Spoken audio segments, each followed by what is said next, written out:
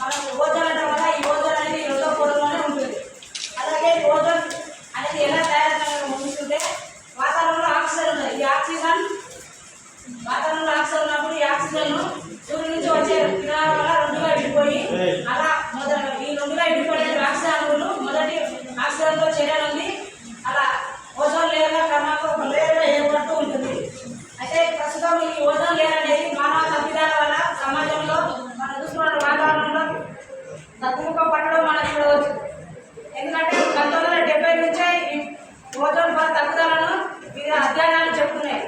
Protium protocol అనేది 1987 నుంచి September 15న వివిధ దేశాలు ఆమోదించడం జరిగింది. అలాగే సెప్టెంబర్ 16న ప్రపంచ ఓజోన్ దినం జరుపుకోవాలని వివిధ దేశాలు కూడా సంతకాలు చేశాయి. మనం చూసుకున్నట్లయితే ఈ ఓజోన్ పొర తగ్గడానికి ముఖ్యమైన కారణాలు ఒకటి అడవుల నిర్మూలన, తర్వాత విచ్చలవిడిగా ఇంధనాలు ఉపయోగించడం. ప్రస్తుతం సమాజంలో ప్రపంచీకరణ ప్రభావం కూడా దీనిపై తీవ్ర ప్రభావాన్ని కలిగిస్తుంది.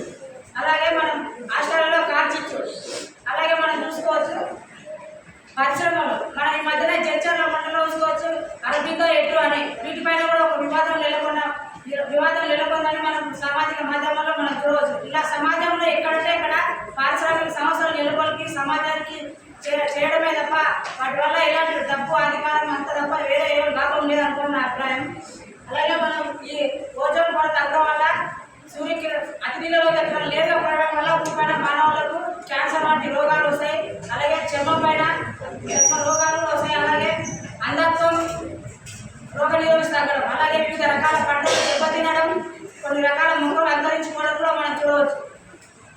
సో భూమి చుట్టూ కూడవలసిన సహజ రసకవచాన్ని రక్షించడం ప్రపంచ దేశాల బాధ్యత, మనందరి బాధ్యత.